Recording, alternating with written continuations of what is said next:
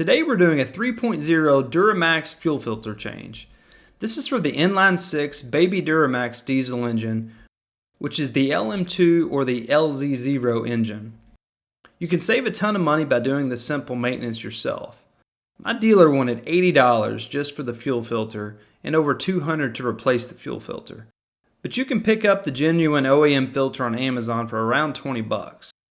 That's because this TP1015 fuel filter is very common. The 3.0 Baby Duramax is used on the Silverado and Sierra trucks, as well as the Tahoe, Suburban, Yukon, and Escalade SUVs. I'm doing this today in my 2024 Yukon Denali XL. In addition to needing a new fuel filter, there is one tool you'll need that you might not have. It's this 36mm socket. These sockets are pretty cheap as well, but you will need it to change the fuel filter. An important note is you will need to use a 6-point socket like this one and not a 12-point socket. That's because the fuel filter bowl or housing is made of plastic. A 12-point socket can damage and round out this part if you use it. I'll put links to the fuel filter and the 36mm socket in the video descriptions and comments below for your convenience. The fuel filter comes with all the O-rings needed to swap it out. The filter housing is located right here below where the driver door and the rear door meet. It's tucked right in front of the frame rail and looks just like this, so it should be super easy to spot.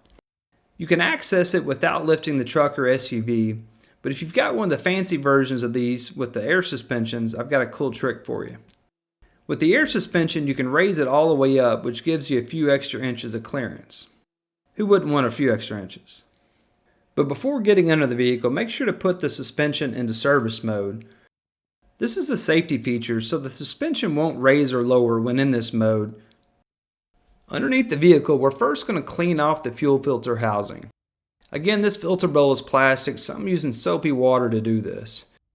Mine is pretty clean already, and you don't want to use harsh chemicals like brake cleaner, etc., which can damage the plastics. So we're just trying to make sure it's clean. We don't want to introduce any dirt and debris later. Once it's clean, we'll grab our drain pan and position it below the fuel filter. The next step I would consider optional, but GM recommends it. The fuel filter housing has a built-in water separator and drain bolt. This drain bolt uses a T40 torx bit. When you loosen it, it drains water from the bowl. When I did mine, barely anything drained out. But with the drain removed, it does help slightly later to direct the flow of diesel from the bowl. But you can skip this step if you want. Next, we use our 36mm socket to loosen the fuel filter housing. Once it's loosened, diesel fuel will start to drain. As you can see, having this drain helps direct this flow a bit, but there's still a lot of fuel stored in here. After it slows, you'll need to loosen the housing even more. But eventually it still makes a pretty good mess when loosened all the way, so I'm not sure how much it really helps having that drain removed. The housing holds quite a bit of fuel and gets pretty messy, so if you have any tricks to help with this, share them in the comments below. With the housing off, now we can pull out the old filter. This took a bit of doing for me, but it simply pops out. It just takes some force. As you can see, the old filter is super dirty compared to the new one. GM recommends replacing these every 30,000 miles, 2 years, or when the maintenance message comes up. I changed mine for the first time on my Yukon exactly when it reached 0% on the dash.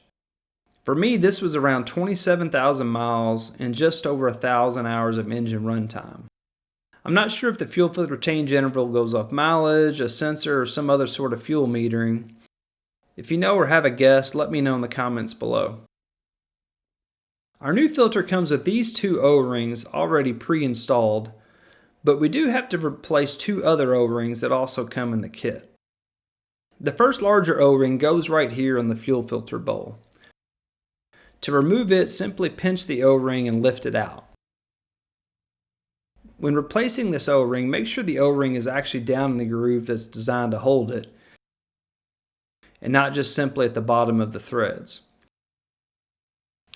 This is obviously important to maintain a good seal and prevent fuel leaks.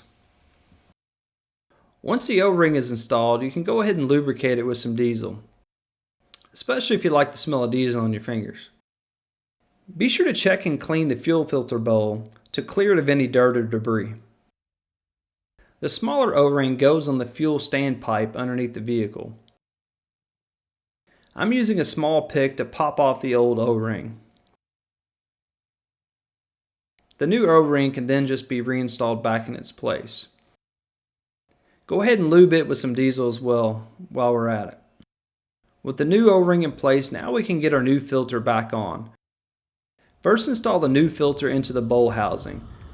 The small end of the filter goes in head first and snaps down onto this little boss. You'll hear it snap into place and it should be level when it's installed. On the bottom of the fuel filter bowl, you can find the torque specs for the housing as well as the drain screw. The drain screw spec is 2 Newton meters or roughly 1.5 foot-pounds. The fuel filter cover or housing is 25 Newton meters or roughly 18 foot-pounds. First, we're going to tighten the fuel filter housing by hand. And then we're going to grab our torque wrench, which is set to 18 foot-pounds. With the torque wrench, we then tighten it down to spec. This again is important because this housing is made of plastic. We don't want to over torque it and break it, but we also don't want to under torque it where the O-ring isn't sealed and compressed and it ends up leaking diesel. So it's good to use a torque wrench here.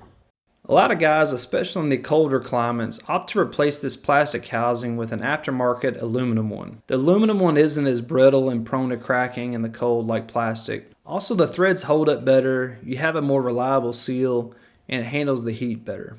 I'll put a link to one of these in the video description and comments below for your convenience. With our filter reinstalled, we need to prime the fuel pump first before starting the engine. You do this by pressing the ignition button but with your foot off of the brake pedal. So the ignition is on without starting the engine. We do this for 30 seconds. The priming instructions are shown here on the right from the Duramax Diesel Supplement. I'll put links to this document below as well so you can save it for future reference. After priming the fuel filter, we can then start the engine and then go check the fuel filter to ensure we aren't leaking diesel. We'll also need to reset the fuel filter percentage on the dash. We just click to choose reset and then arrow over to yes. For me, I had to restart the engine before it reset back to 100%. Hopefully this helped you and gave you the confidence needed to do this maintenance on your own. This is a super easy do-it-yourself maintenance item that can save you a ton of money. For a lot of do-it-yourselfers, all they need is a socket and the new filter. But I'll go ahead and leave links to all the tools used here in the video description and comments below for your convenience. Thanks for watching and be sure to check out the other videos on my channel and consider subscribing.